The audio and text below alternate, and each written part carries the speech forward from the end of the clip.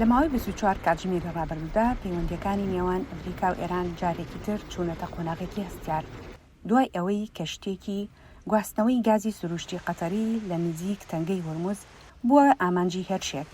لە وەڵامدا واشنگتن هێرشە سەربازیەکانی دژ بە ئامانجەکانی ئێران دووبارە دەست پێکردەوە و هەروەها ئەو مۆڵەتەی هەڵوەشاندەوە کە بە ئێرانی ڕێگە دەدات نەوت بفرۆشێت.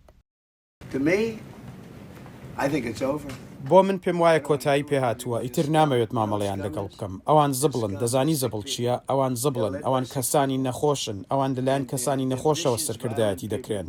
ئەوان کەسانی خراپ و تونند و تیژن. ئەگەر چەکی ئەتۆمیان هەبوایە ئەوە بەکاریان دەهێنا. ئەوەندەی پەیوەندی بەمنەوە هەیە کۆتایی هاتووە.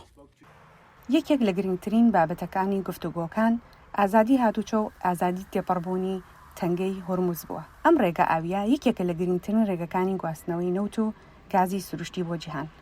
بۆ ئەمریکا و هاوپەیمانانی ڕۆژئاوا پاراستنی ئازادی هاتوچۆی کەشتێ بازرگانیەکان هێڵێکی سوورە.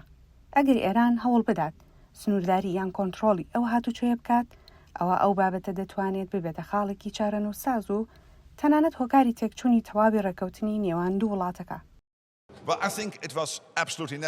پێم وایە زۆر پێویست بوو، چونکە کاتێک ئاگربەست هەیە و ئێران لە بنەڕەتدا ئاگربەستەکە پێشێل دەکات و بینیمان دوێنێ چی ڕوویدا لەگەڵ ئەو هێرشانەی کرانە سەرکەشتیەکان.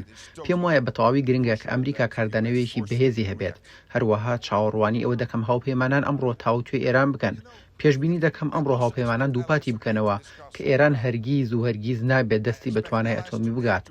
دووەمیش بنەمای ئازادی هاتوچۆی دەریایی، واتە ئەوەی گەروی هورمز بە تەواوی بکرێتەوە. زۆر گرنگە بۆ هەموو 32 ئەندامی هاوپەیمانی ناتۆ. ئەم ڕووداوانە تا ئێستا گەورەترین بەرزبوونەوەی ئاڵۆزیەکانە لە دوای ئەوەی یاداشتی لێتێگەشتن لە نێوان واشنگتن و تاران واژۆ کراوە. هەرچەندە سەرۆک ترامپ ڕەتی نەکردەوە کە وتوێژەکان بەردەوام دەکەن، بەڵام ئەم هێرشانە گومانیان لەسەر داهاتووی ڕێکەوتنەکە زیاد کردووە.